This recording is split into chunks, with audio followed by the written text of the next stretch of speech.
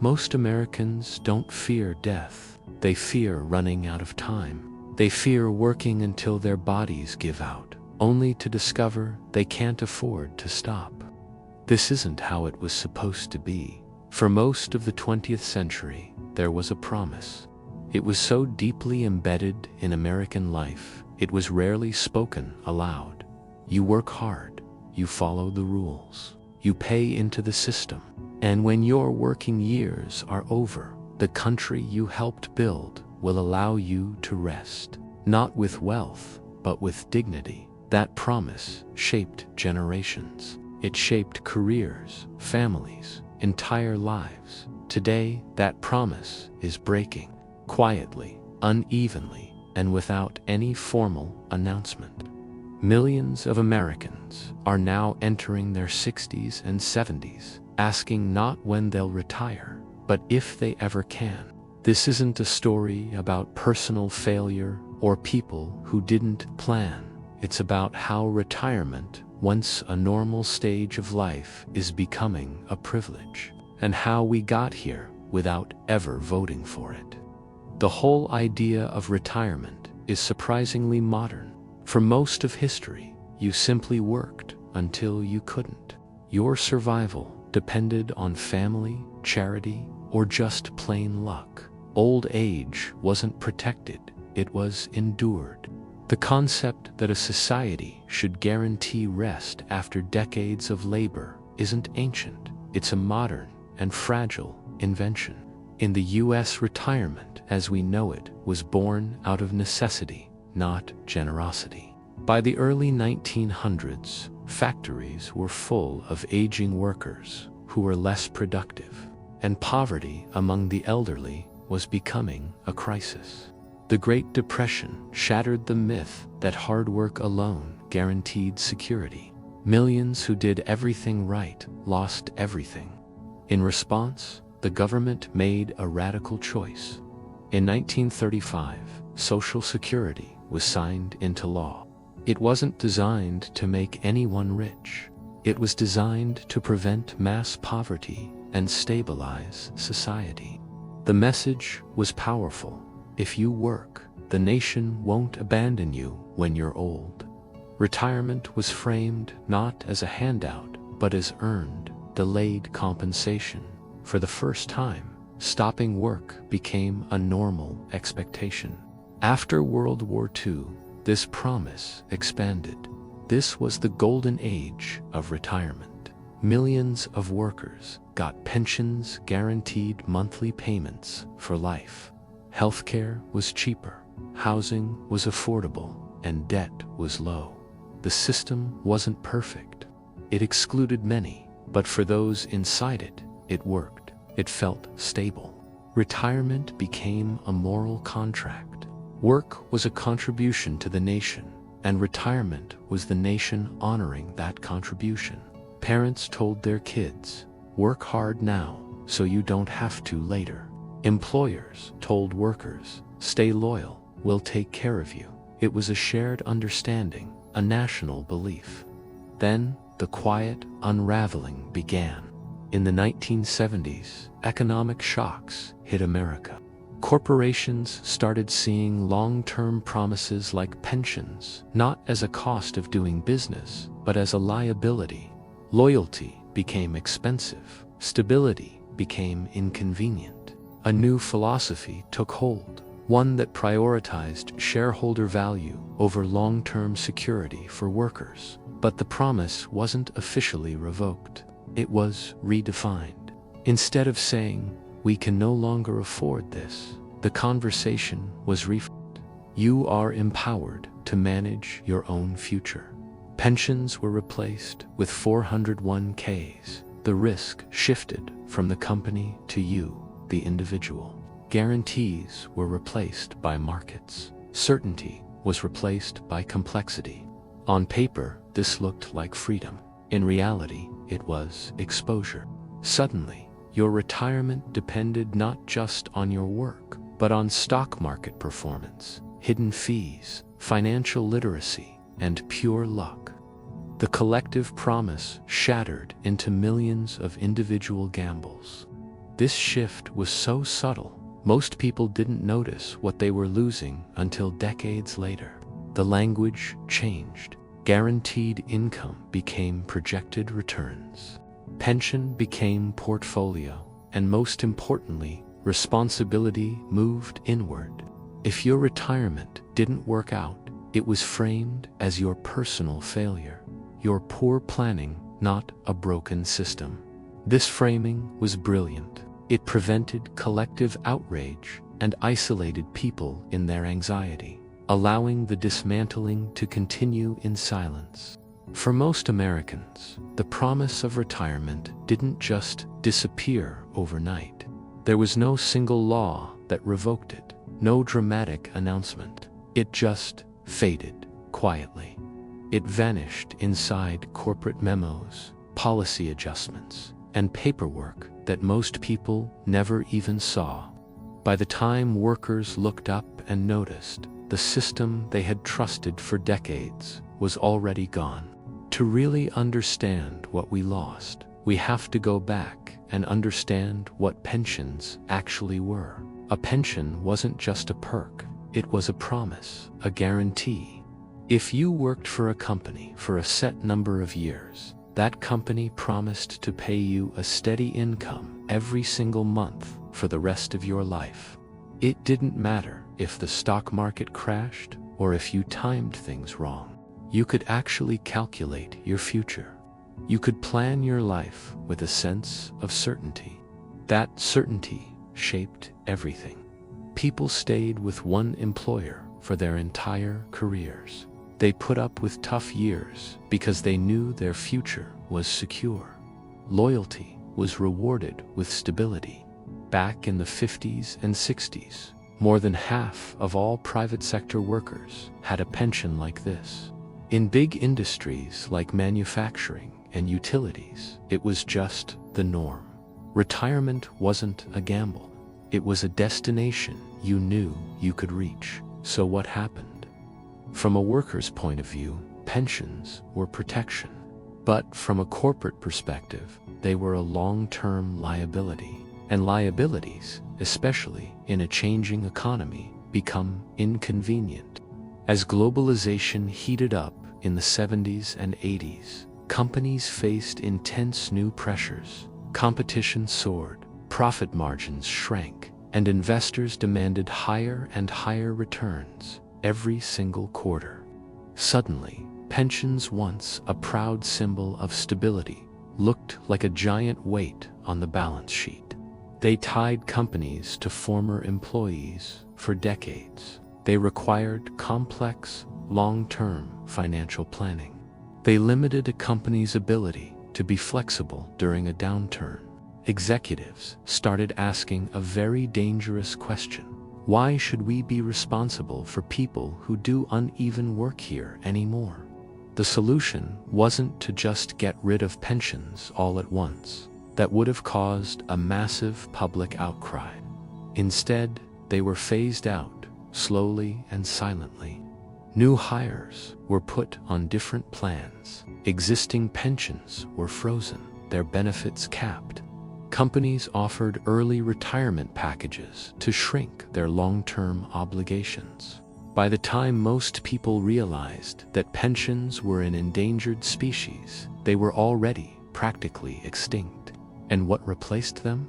Well, that was cleverly framed as an innovation, a new kind of freedom. But at the same time all this was happening, another profound shift was underway. Americans were living longer. What should have been a great triumph of medicine and society became, for many, a terrifying financial threat.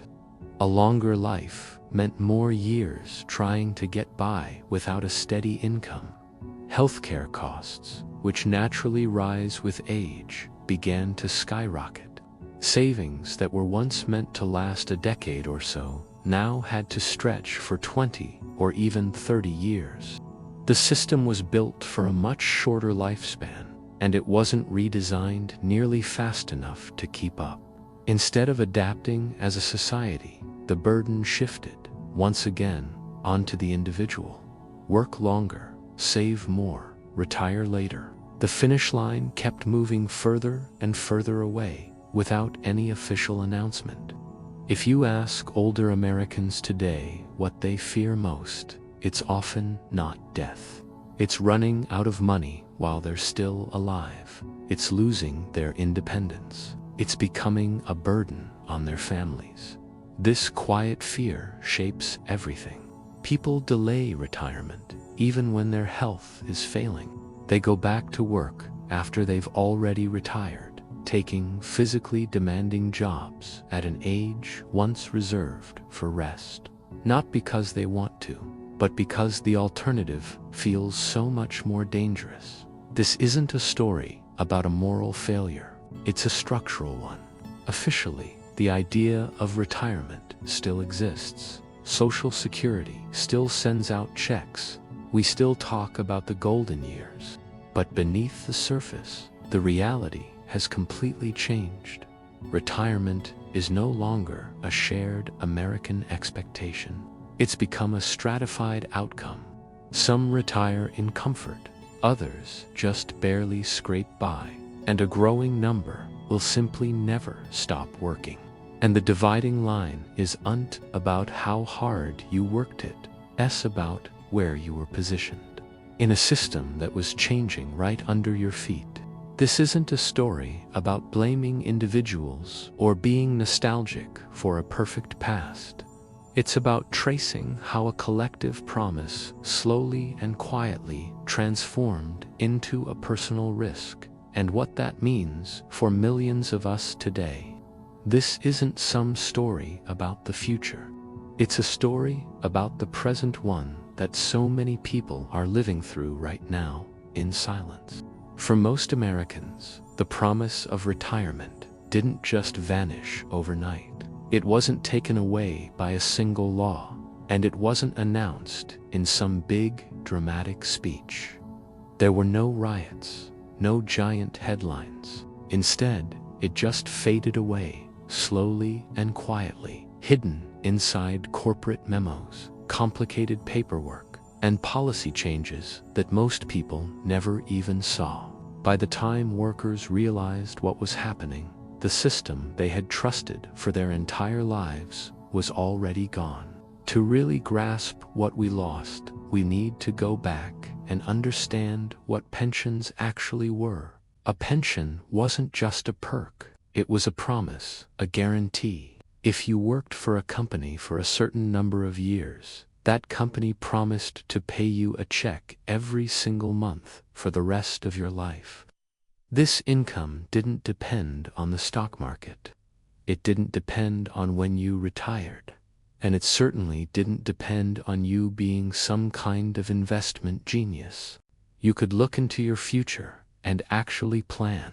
That certainty shaped everything. People would stay with one employer for decades. They'd put up with the tough years because they knew their future was secure.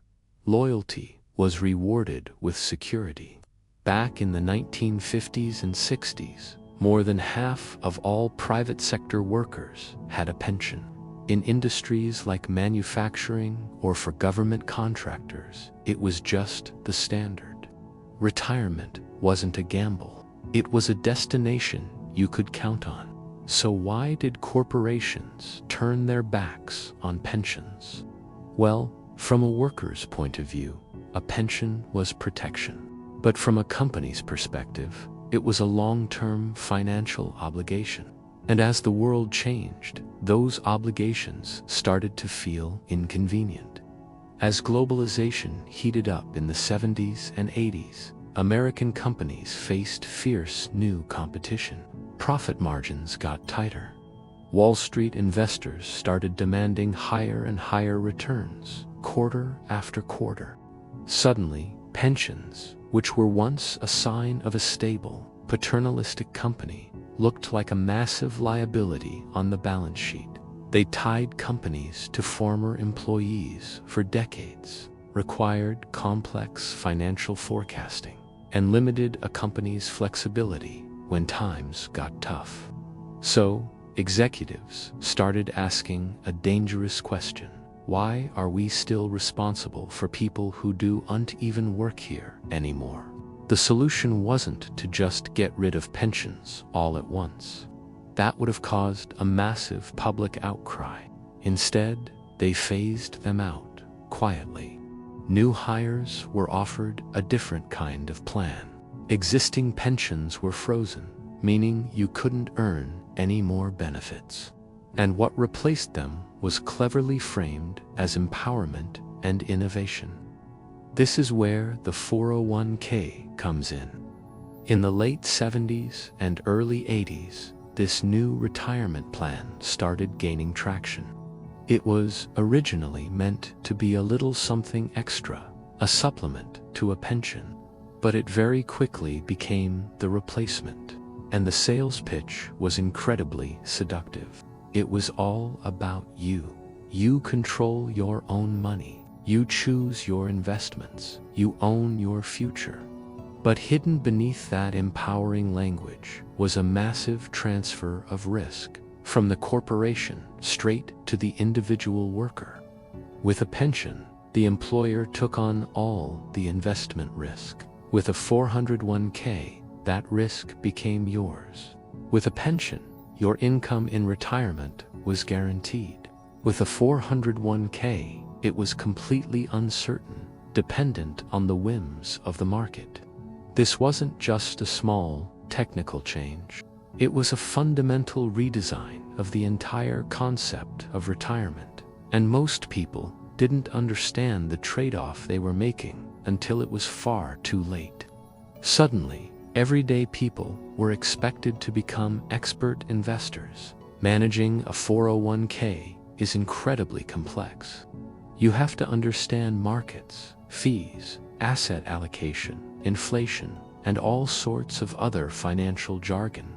Most of us were never taught how to do this. We were just told to invest responsibly, but no one explained what that actually meant.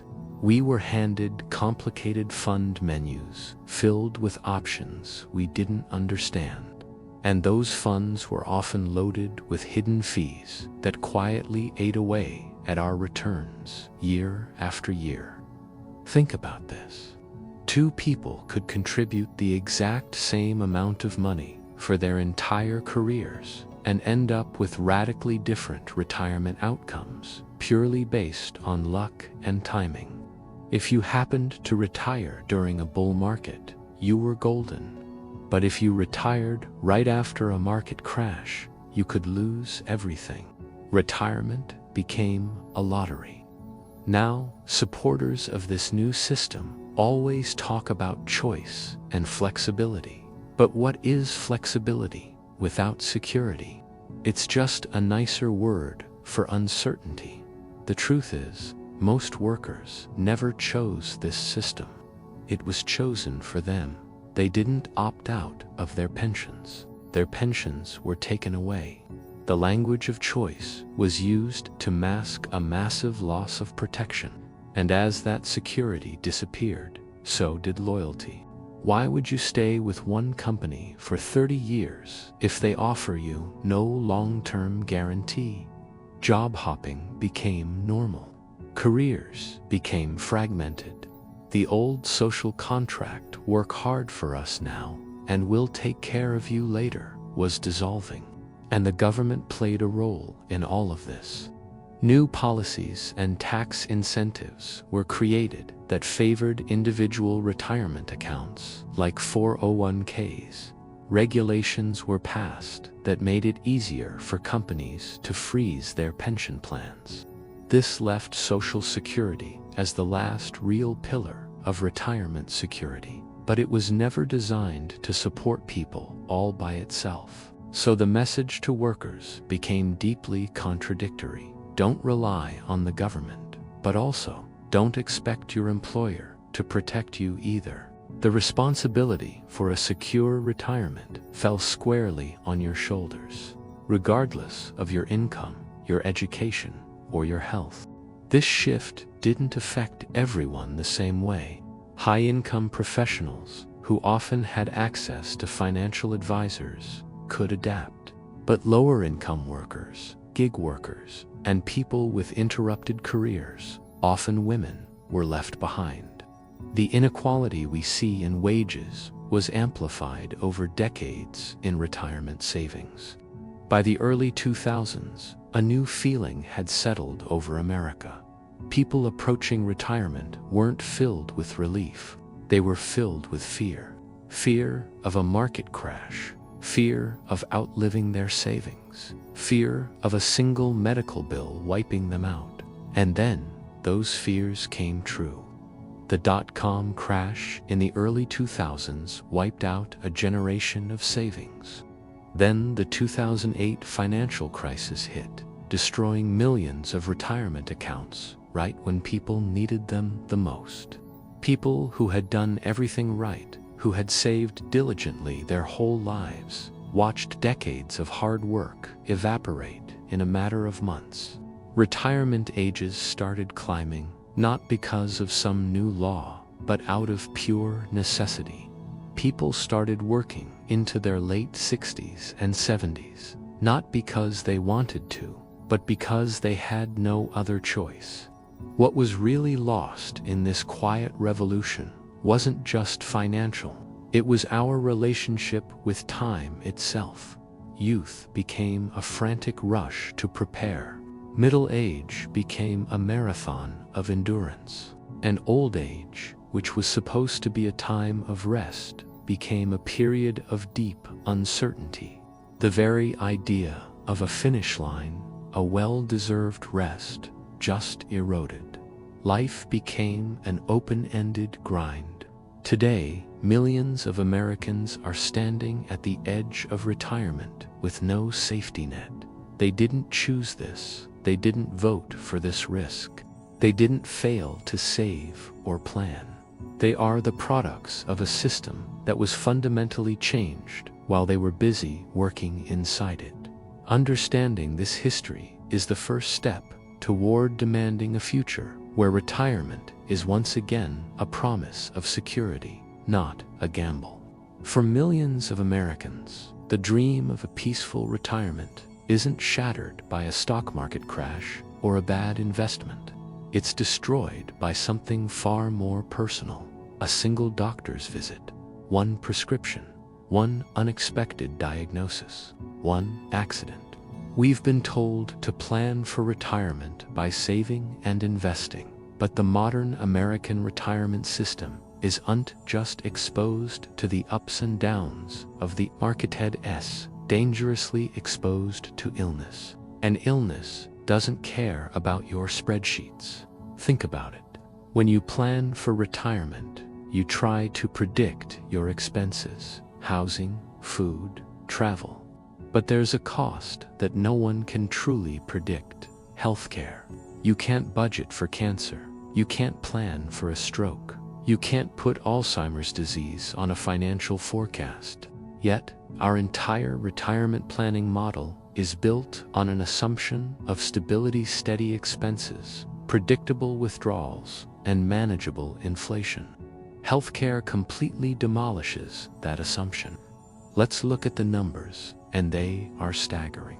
According to a recent study by Fidelity Investments, a 65-year-old couple retiring today can expect to need over $300,000 just to cover healthcare costs throughout their retirement. And that number doesn't even include the biggest fear for many: long-term care.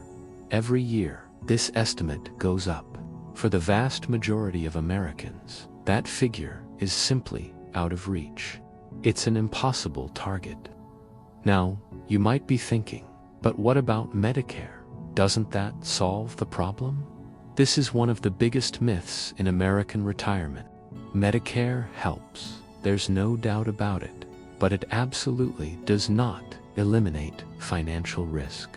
It doesn't cap your out-of-pocket costs in the way many people assume. It doesn't comprehensively cover dental, vision, or hearing aids, things almost everyone needs as they get older.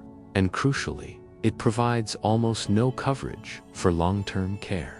Things like prescription drugs, visits to specialists, and hospital stays can still generate thousands of dollars in bills every single year. Medicare isn't a solid shield.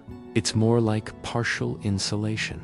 And when you're living on a fixed income, even partial exposure to these costs can be financially devastating. If there's one single expense that can wipe out a lifetime of savings faster than anything else, it's long-term care. This is the true financial black hole of retirement. We're talking about nursing homes, assisted living facilities, and in-home health aides. These are costs that typically arrive late in life, just when your ability to earn more money is gone. The average annual cost for a private room in a nursing home now exceeds $100,000 in many parts of the country. $100,000 a year. Let that sink in. Very few Americans have long-term care insurance. Many can't afford the premiums, and some who bought policies years ago have found that their benefits were reduced or their premiums skyrocketed over time. So what happens when the savings run out? The burden falls on families. Adult children become caregivers, sacrificing their own financial futures. And when families can no longer cope, Medicaid becomes the last resort. But to qualify for Medicaid, you first have to spend down almost all of your assets. Everything you worked your entire life to build. Your retirement becomes conditional, completely dependent on your health. This profound health insecurity does more than just drain your bank account. It fundamentally changes your behavior. It creates a psychological trap.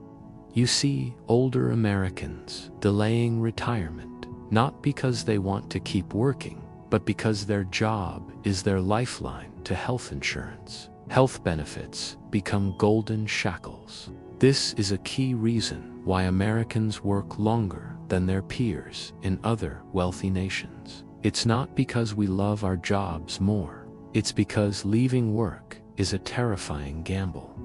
The fear is completely rational.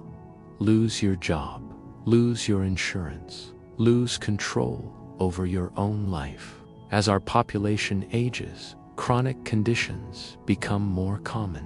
Diabetes, heart disease, arthritis, autoimmune disorders. These conditions don't always stop you from working, but they make it harder, slower, and more painful. Yet millions of people push through the pain. They work while exhausted. They work while on medication. They work while injured. They have to, because stopping means facing catastrophic financial exposure.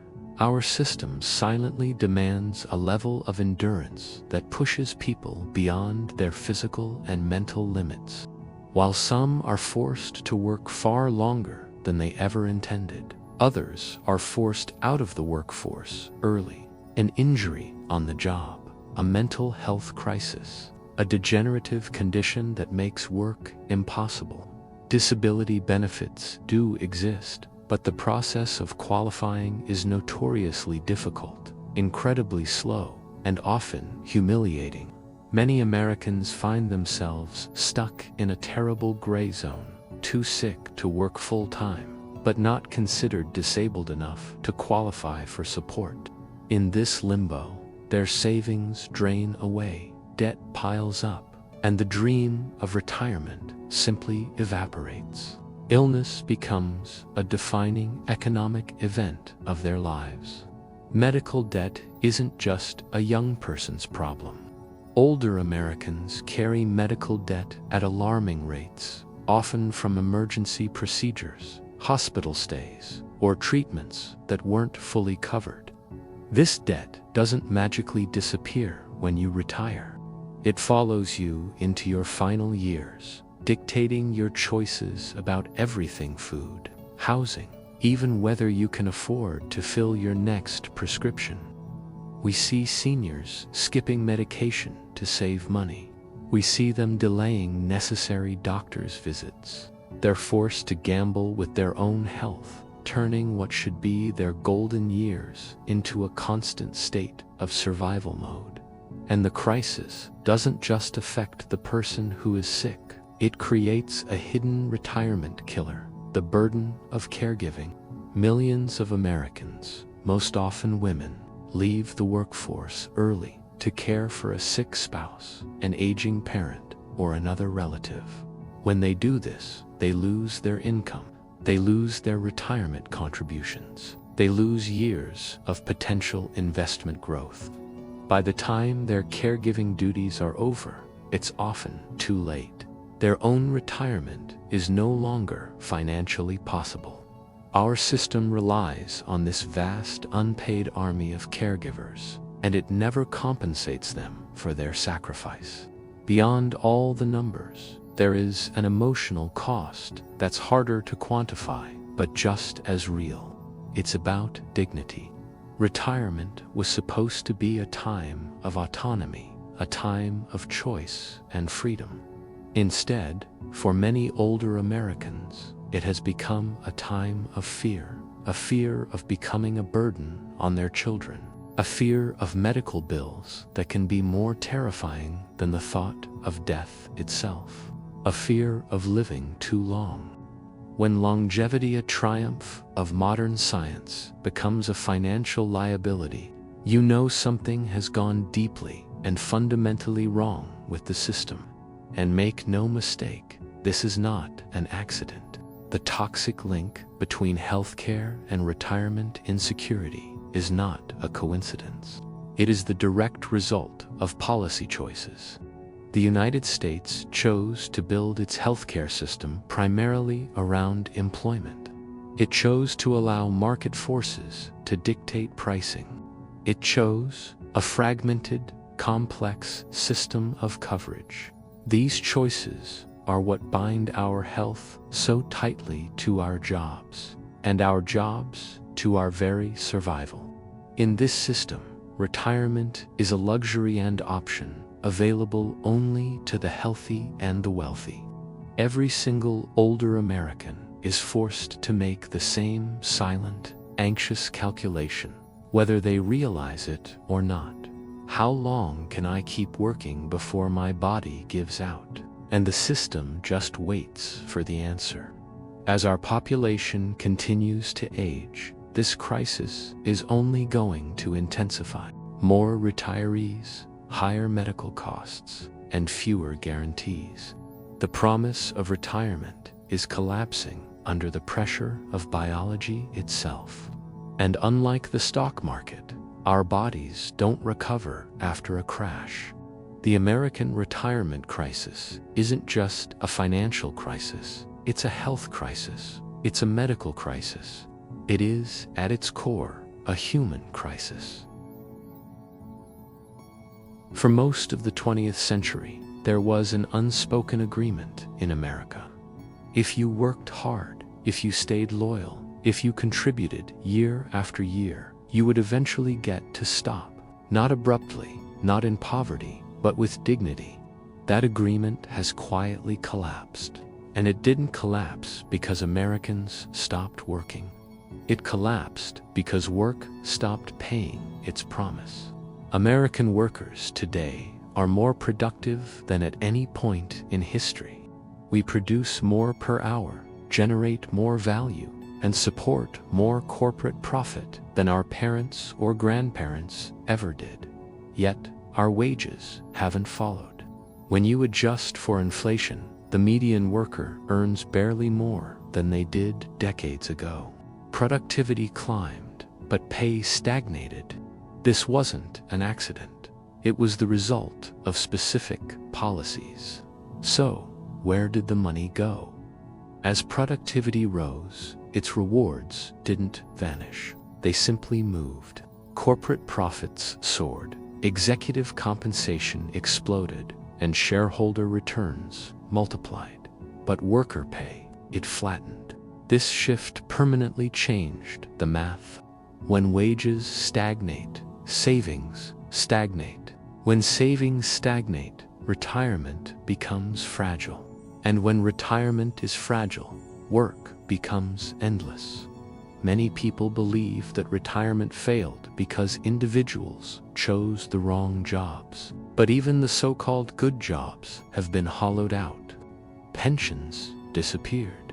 Cost of living adjustments vanished. Employer 401k matches shrank, and job security evaporated.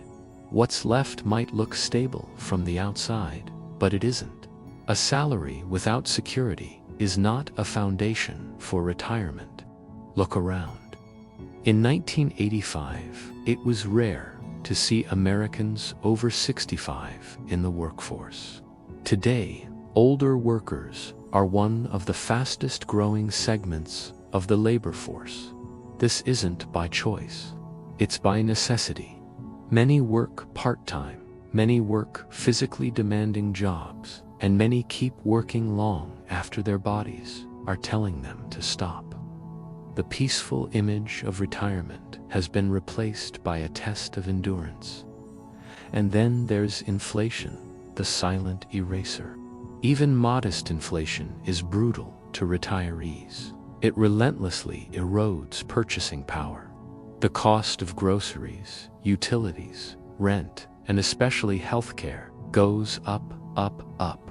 But retirement income often doesn't keep pace. Social security adjustments lag behind real-world costs. Savings lose value every single day. For millions, working longer becomes the only defense against going broke. This has also created a debt trap that never ends. Older Americans now carry more debt than any previous generation. Mortgages stretch longer into life, credit card balances persist, and medical debt follows people into their final years. You can't truly rest when you're buried under obligations. What we're seeing is retirement inequality. Retirement in America now exists in two separate realities, one for those with assets and one for those without. The top earners get to retire earlier, healthier, and wealthier. The rest of us work longer, suffer more, and exit later if we get to exit at all. This isn't just income inequality, it's lifespan inequality. When retirement fades as a possibility, work becomes permanent, not as a source of fulfillment or passion, but as a means of survival. The psychological toll of this endless labor is immense. It doesn't just exhaust our bodies, it erodes our hope. The idea of someday disappears. The future shrinks. When rest is unattainable, ambition quietly dies. Some people will argue that Americans should just work harder, but we already do. We work longer hours, take fewer vacations, and get less rest than people in almost any other wealthy nation. The problem isn't our effort, it's the structure of the system. The most dangerous change is this: work no longer guarantees a future without work. That was the core promise of the American dream, a promise of rest after a lifetime of labor. And without that promise, the entire system loses its legitimacy. What does it mean to work hard if the finish line keeps moving farther away? What does the future look like if things stay the same? If wages don't grow, if inequality keeps getting worse, if healthcare costs continue to skyrocket, and if retirement is something you have to figure out all on your own, the answer is simple, and it's a bit grim. Working until you die becomes the new normal. It's not seen as a tragedy or something unusual. It's just expected. This brings us to a fundamental question that America seems to avoid. What is work for? Is it just about surviving day to day until everything falls apart? If that's the answer, then retirement isn't just disappearing, it's already gone. This isn't a story about individual laziness or poor planning. It's not about someone failing to save enough. It's about a system that was built to take more and more from us while promising less and less in return. And now, we have to confront the most uncomfortable truth of all. Trying to fix this problem shakes the very foundations of our modern economy. That's why real reform keeps failing again and again. Every major problem eventually hits a point where the solution is crystal clear. America's retirement crisis is long past that point.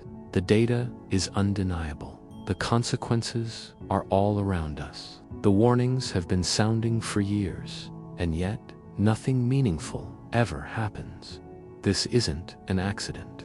It's the direct result of a political system that rewards kicking the can down the road, protects powerful special interests, and frames the retirement crisis as your fault, not a systemic failure. Think about it. Politicians are always talking about creating jobs. But when was the last time you heard them talk about the end of work? Retirement isn't a topic that gets big donors excited. It doesn't make the stock market jump. It doesn't create a quick burst of economic growth. Fixing retirement means spending real money today for benefits that won't be seen for decades. In the world of politics, that's a terrible deal. Then there's Social Security. It's the bedrock of retirement for millions of Americans. It's also known as the third rail of politics. Touch it and you're toast.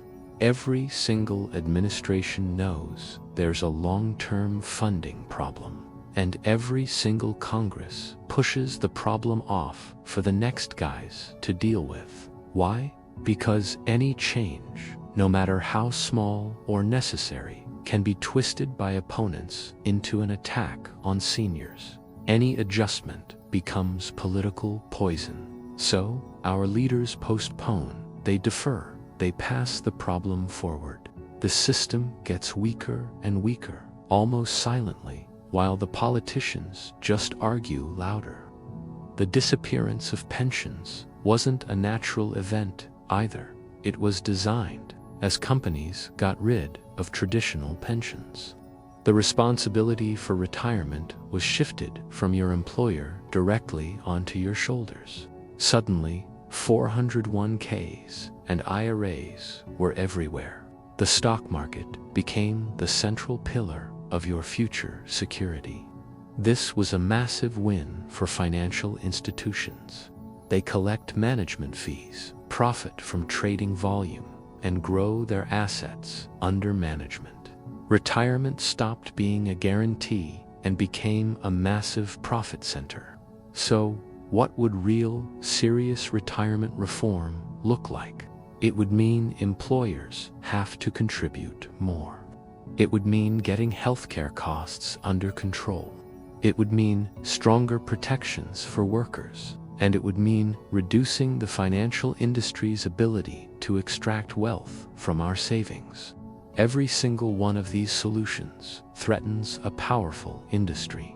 We're talking about the finance industry, the insurance industry, the healthcare industry, and massive corporate lobbying groups. Reform isn't blocked because it's impossible. It's blocked because it's inconvenient for the people at the top. To make sure nothing changes, the narrative was flipped. The political language reframed a systemic failure as a personal one. You hear it all the time. You just didn't save enough. You made bad choices with your money. You didn't plan ahead properly. This story is incredibly effective because it lets the system off the hook. It shifts all the blame away from bad policy and places it squarely on you, the individual. And it provides the perfect excuse for politicians to do nothing. So, instead of real change, we get tiny, incremental fixes. A small increase in contribution limits here, a minor change to eligibility ages there, maybe a new optional savings plan. But these little tweaks don't address the root of the problem. They don't fix the fact that wages have been stagnant for decades. They don't do anything about the crushing cost of healthcare. They don't make housing more affordable or work more secure. You can't build a stable retirement on a foundation that's crumbling. So, where does this leave us? It leaves us in a country where the promise of a dignified retirement is fading away, replaced by the reality of endless work. The American dream used to include a final chapter of rest and relaxation. But for millions, that chapter is being erased from the book entirely. The system is working exactly as it was designed, but it wasn't designed for us. It was designed for profit. And until we recognize that and demand fundamental change, the expectation will be simple. You will work until you can't anymore. There's a moment in every society when the future stops being abstract. It arrives quietly. It takes shape in ordinary lives. It becomes visible, not in statistics, but in people. For America, that moment is here. The disappearance of retirement is no longer a projection. It's happening right now, all around us. We're seeing a new normal that no one voted for. A 72-year-old cashier, a 60-year-old warehouse worker, a retired teacher driving for a rideshare service at night. These aren't just isolated stories. They are signals. A society once built around the promise of rest after a lifetime of labor has completely reversed its moral logic.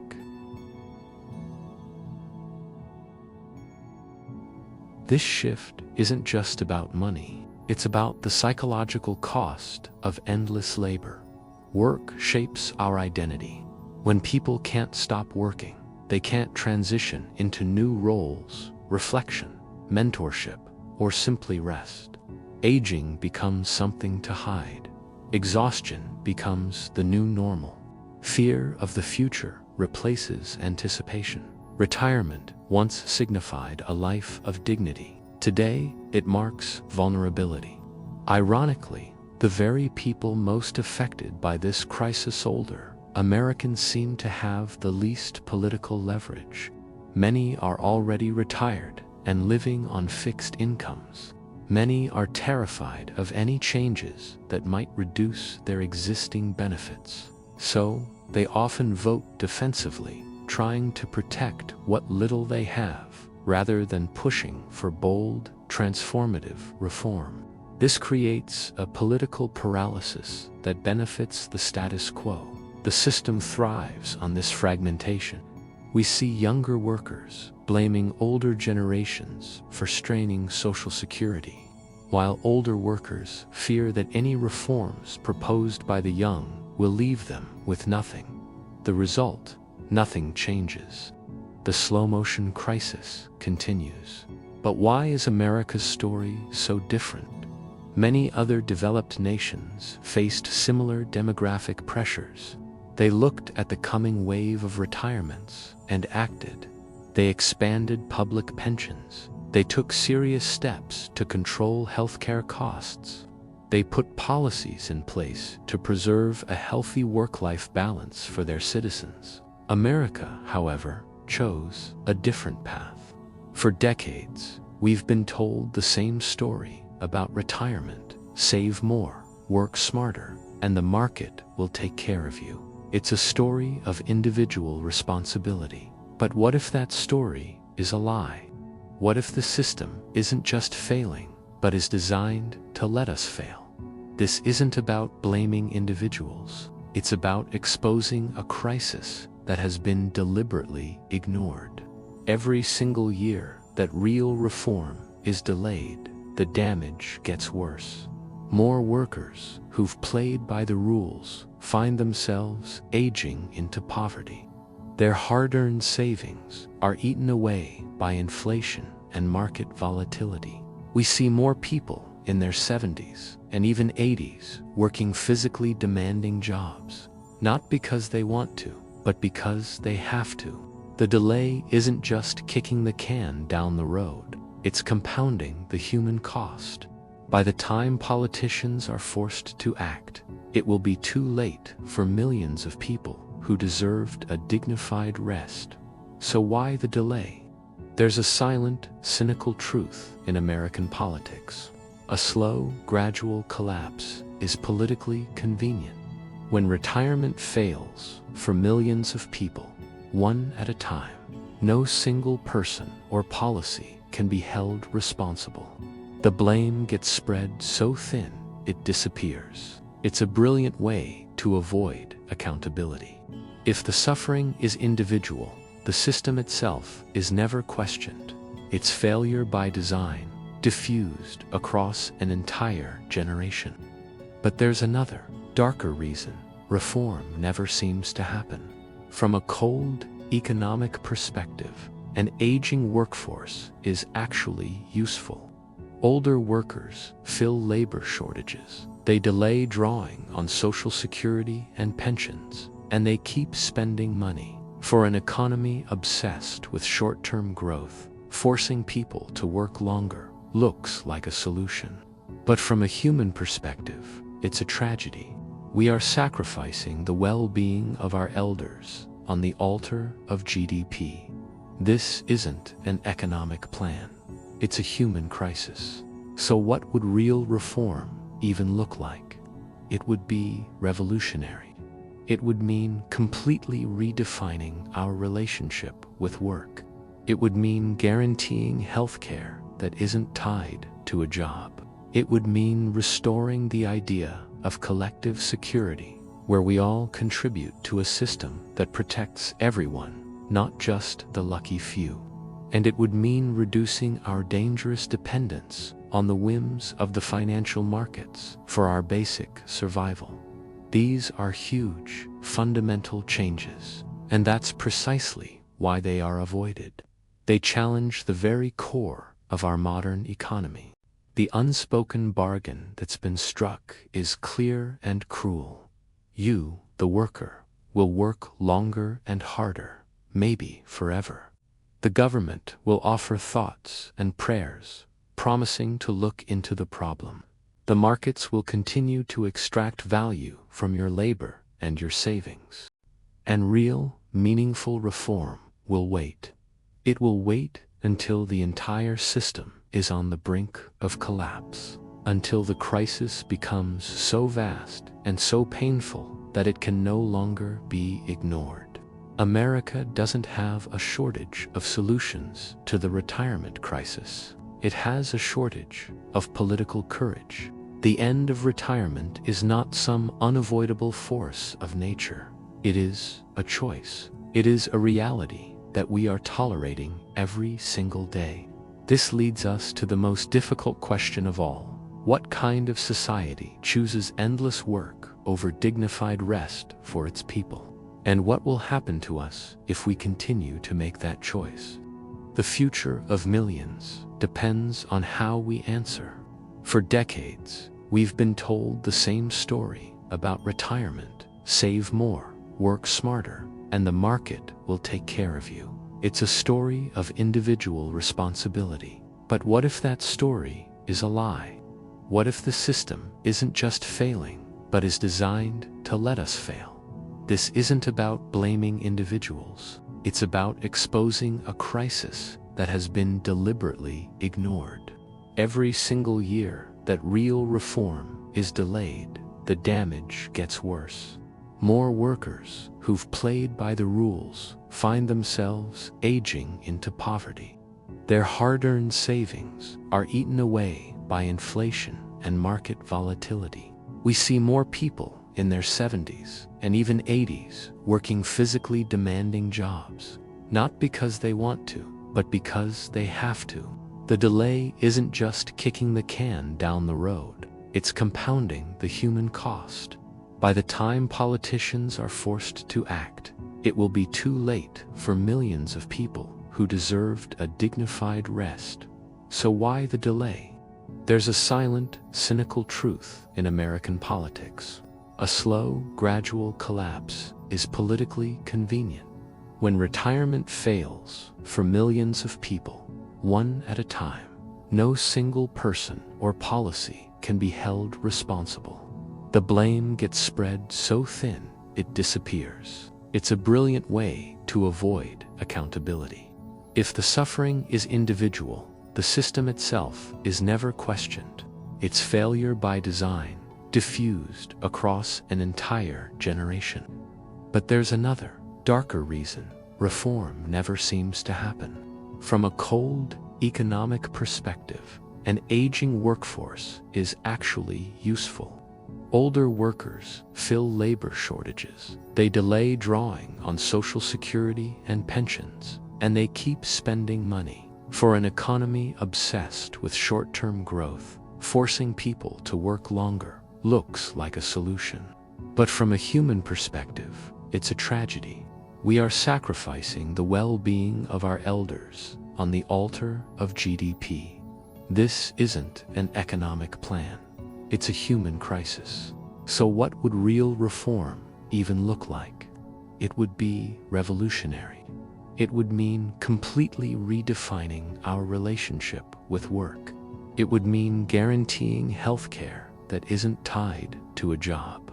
It would mean restoring the idea of collective security, where we all contribute to a system that protects everyone, not just the lucky few. And it would mean reducing our dangerous dependence on the whims of the financial markets for our basic survival. These are huge, fundamental changes, and that's precisely why they are avoided. They challenge the very core of our modern economy. The unspoken bargain that's been struck is clear and cruel. You, the worker, will work longer and harder, maybe forever. The government will offer thoughts and prayers, promising to look into the problem. The markets will continue to extract value from your labor and your savings. And real, meaningful reform will wait. It will wait until the entire system is on the brink of collapse, until the crisis becomes so vast and so painful that it can no longer be ignored. America doesn't have a shortage of solutions to the retirement crisis. It has a shortage of political courage. The end of retirement is not some unavoidable force of nature. It is a choice. It is a reality that we are tolerating every single day.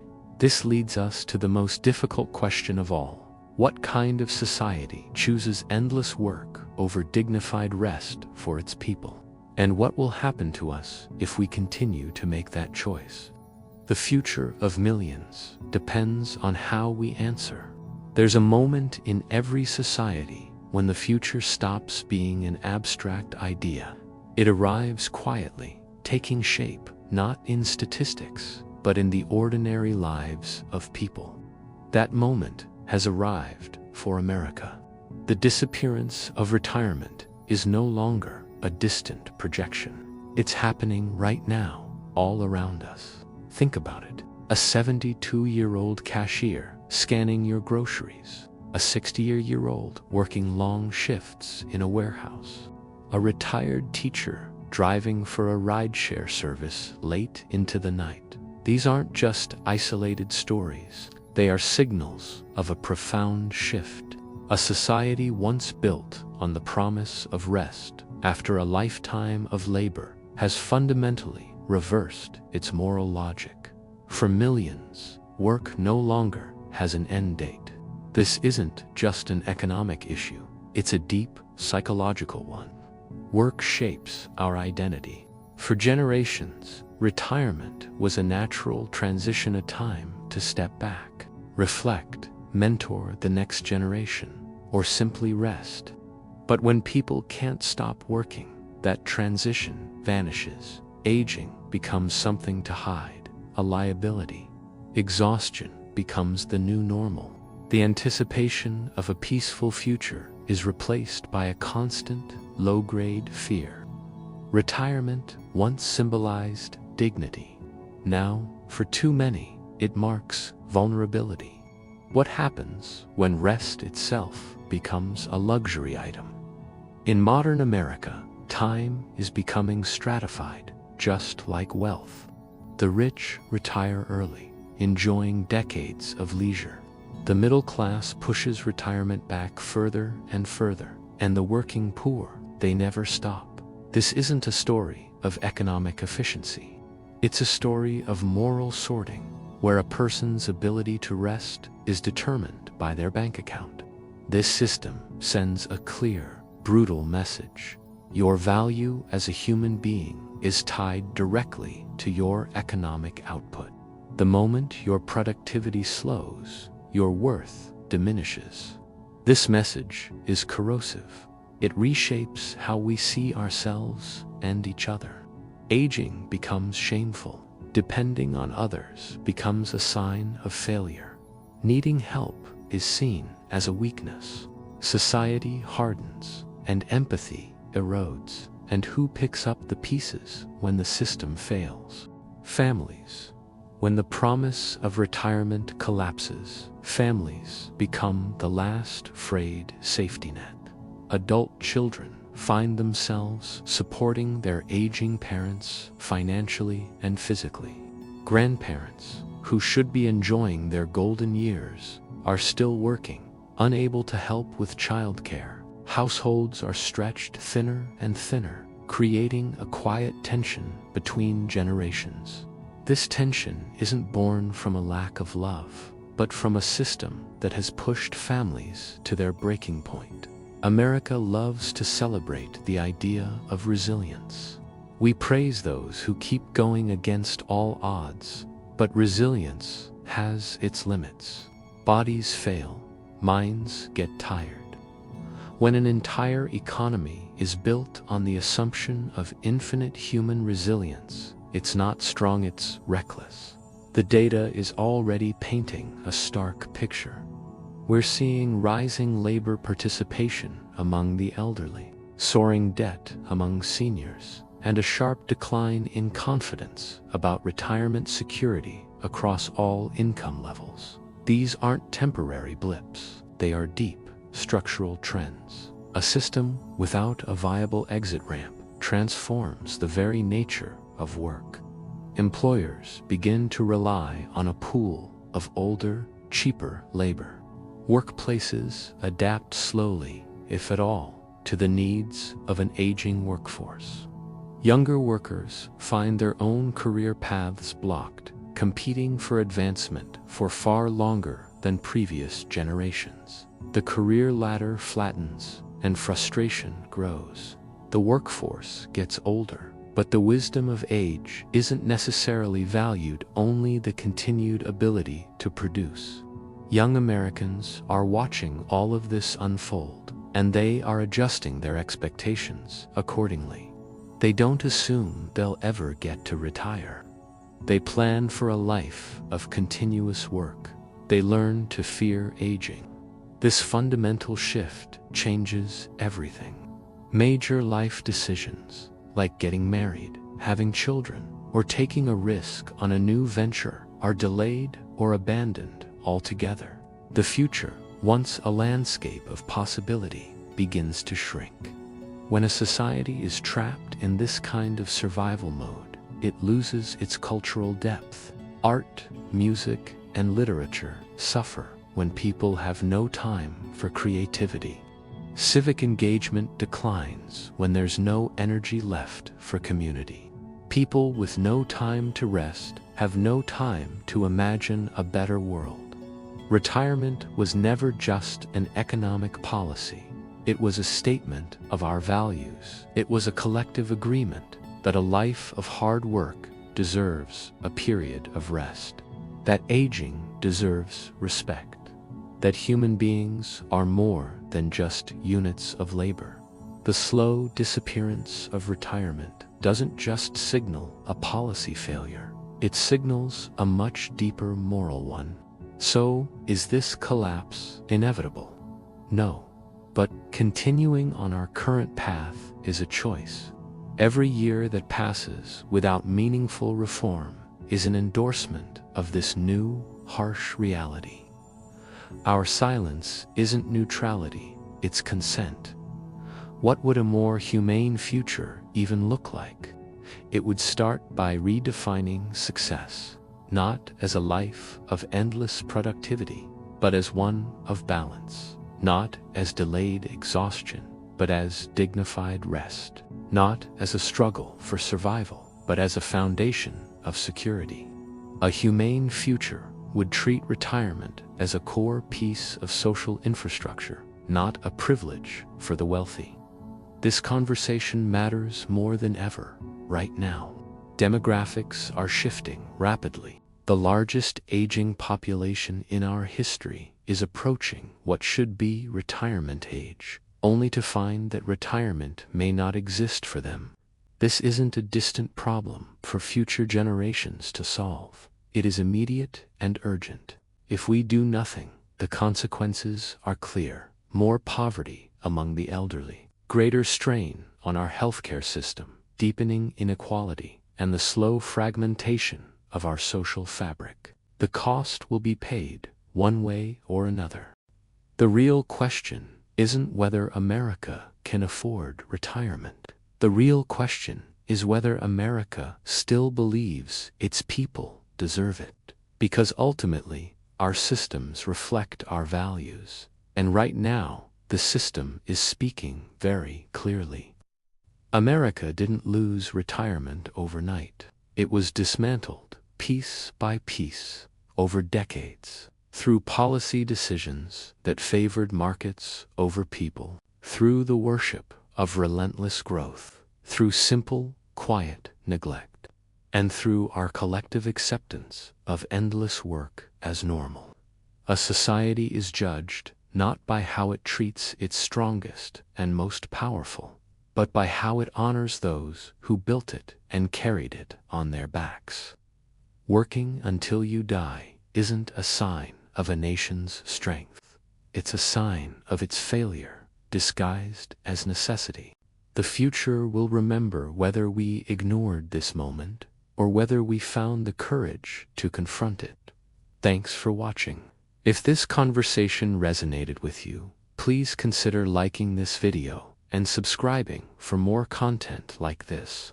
It helps us continue to explore the issues that truly matter.